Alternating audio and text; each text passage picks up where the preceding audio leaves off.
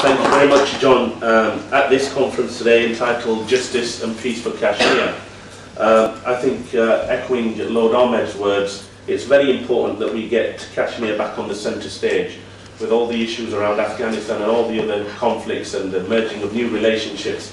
I think somewhat Kashmir seems to have lost that focus, and I applaud Lord Ahmed for bringing it back into the centre stage. On that note, again, someone who's taken up his valuable time to join us, who also needs to leave, can I welcome Gerald Kaufman to say a few words. Your Excellency,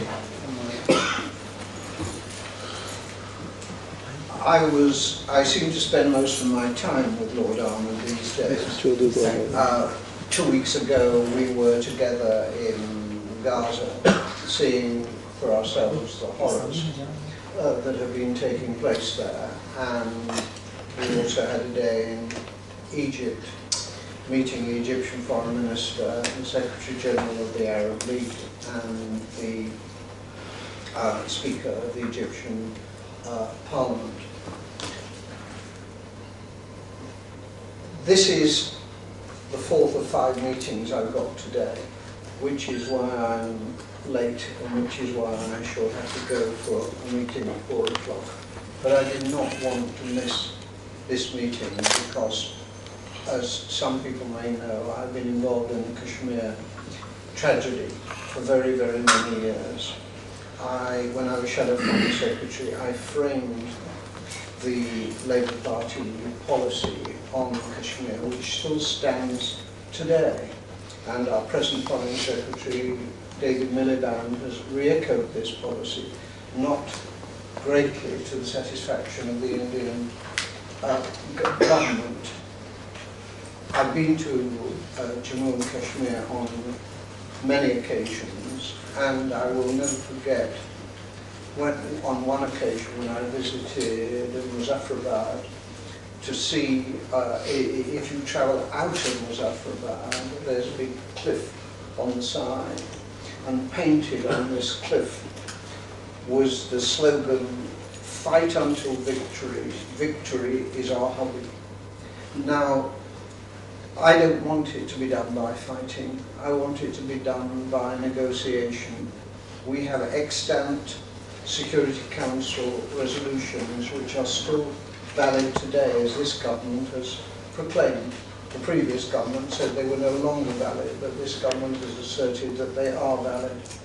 And those Security Council resolutions, it should never be forgotten, were passed when India took the issue to the Security Council, because even at that time, even when Pakistan and India became independent, it was recognized by Lord Mountbatten at the time that the settlement in Jammu and Kashmir was not acceptable, that the inclusion of Jammu and Kashmir into India was a blot upon the independence of both India and Pakistan. Let's be clear about this. There are 2 hugely important reasons why this issue, after more than half a century, far more than half a century, has got to be solved.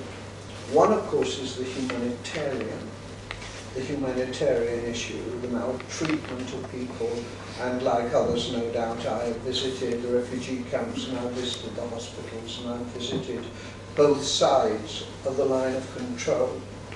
When I was on one side of the line of control as the guest of the Pakistani army, I was taken to a college which had been destroyed by Indian bombardment, and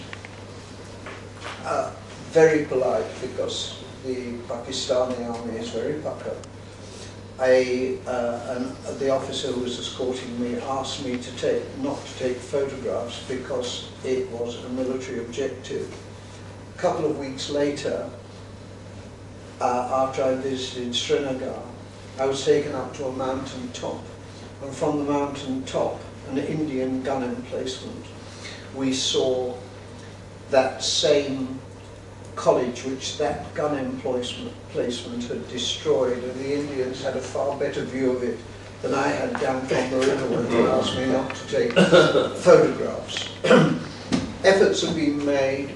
We were there, Nazir and I were there, when the bus came around, and we thought that that bus was going to take us across the line of control, and we thought that at long last it was opening up.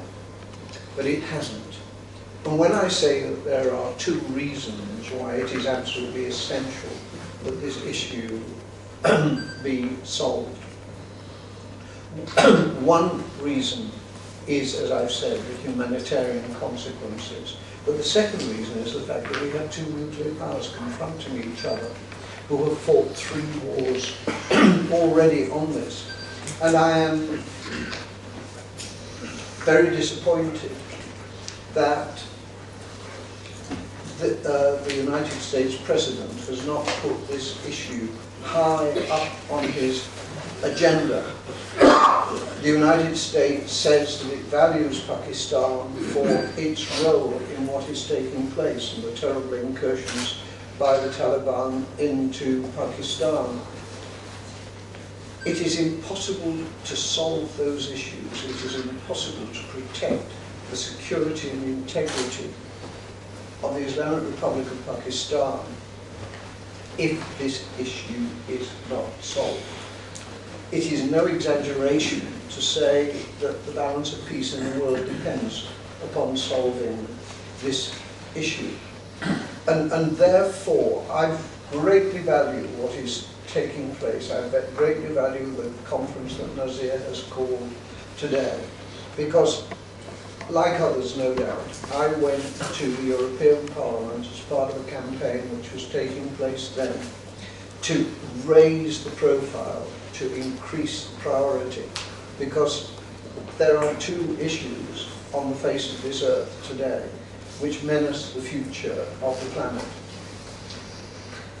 One of them is Palestine, and we work hard on that.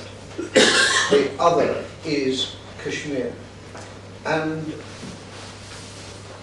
as I said, it's extremely valuable that Nazir has called this conference, and of course, as always, I welcome the presence of my good friend, the High Commissioner here today, who has done so much on this issue, but on so many other issues as well. So it's not enough to say that we rededicate ourselves to this. We have to get something done about it. And I give you my assurance that I will do my best to remain at the forefront until this issue is solved. And don't let's say it can't be solved, because other issues which were thought intractable have been solved. There was a time when we thought that it was in the communist rule over the whole of Eastern Europe was something which was secure forever. It collapsed, it changed. So we must never, never, never give up on this, and I assure you that I shall never give up on it until we have the solution that the world requires and the people of Jammu and Kashmir so sorely need. Thank you.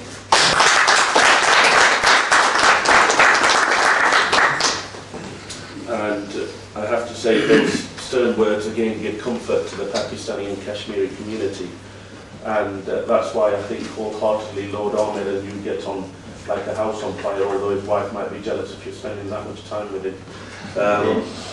Can I just welcome a number of other guests, and I think Lord Ahmed made the point, as have other people. I think sometimes we forget about the real benefit, the real, you could say, victims of this dispute, which are the Kashmiri people. And the Kashmiri people seem to be forgotten, whether it's in discussions or negotiations.